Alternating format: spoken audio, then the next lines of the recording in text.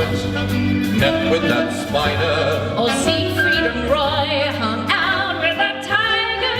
Wear a great hair, Like Trump and his hair. like rhyming and orange. Dead bodies and the torrents. Can't make it all without breaking it in. And you can only wear one Isn't it swell? We're like tectonic plates. It's great when we great. Cause no one's so bad. Don't we just jam? Like Tina and Ike.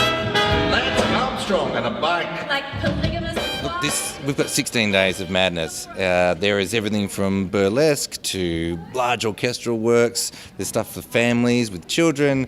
There are tiny little shows on piano. It's going to be funny, sad, moving, everything that the art form of cabaret is, which is sitting in a dark room and seeing some great singers and great storytellers. You know, I'm doing very little to redefine it. What we wanted to do is go around the world and find the people that are using this kind of cabaret art form and doing really interesting things with it.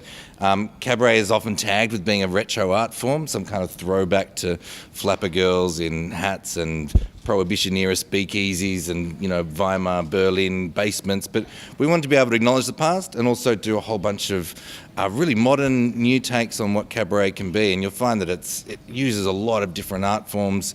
It's really exciting. It can be quite shocking and bold and hilarious. So I just can't wait to unleash it on the public. You know, with both of these interests, it means that when we've gone around the world, we've really kind of got the whole broad spectrum of what cabaret is. Eddie's really interested in new writing, and he's sort of forged a really new way, found some fantastic acts that I never would have even known about. And then I have this kind of knowledge of a lot of the established cabaret acts that Eddie didn't know of. So together we've brought together really the cream of the crop, and the reputation that this festival has means that they've all said yes, which is fantastic. We've had no problem getting fabulous people here.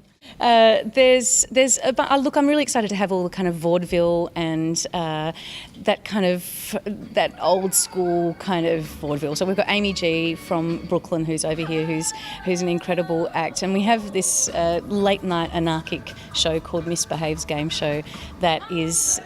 We saw it in Edinburgh. We went multiple times and we were a bit obsessed with it. It's terrifyingly fun. It's completely anarchic. So if you ever have those friends that, you know, if you pull out Pictionary at a dinner party and they lose their minds because they're ultra competitive, this is a game show that everyone gets involved in. They get divided against each other. It's got a kind of no rules but a lot of rules, and it's one of the most fun late night shows I think I've ever been to. Won't you say no?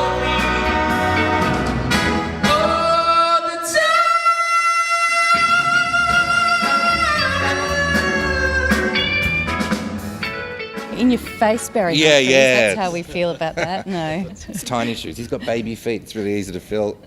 He's an absolute legend. I think what you're required to do when you artistically direct a festival is to bring your personality and your experience to it. So what I loved about Barry's festival was that he's had this really long history with the art form, so he can call on stuff from the past, and he's got that massive arc. Whereas we're working in cabaret today, we've been all up against there is the kind of a tag on cabaret as being an old dusty museum piece, but for us it's not that at all. It combines the best elements of things from the past into something that's new and modern and direct, and we just really wanted to scour the globe, find the best people who are working today and bring them to Australia. But what was really refreshing was that Australian cabaret artists more than hold their own against the world. It's like we have no pressure to conform to any one particular form of cabaret, and it's just like giving a kid a paint box and then just do really creative, interesting, different things with it. So to be able to, smash all these artists up against each other at this festival is good for an audience, and it's really good for our artists.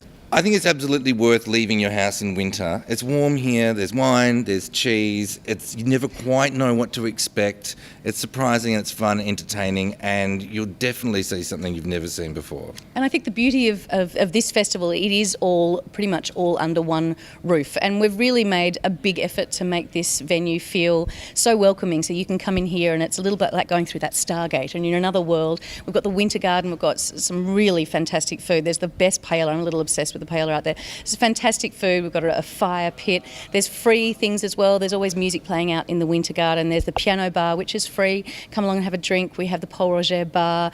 There's so much happening that you can really just come here. It's not just coming and going to a show. It's coming out and spending a whole evening in this wonderful kind of world that we've created. So and look, these days everything's just on Netflix and you just watch it whenever you like. So just come out, then you can go home after a couple of gins and watch House of Cards. That's what I Netflix do. will always be there. We were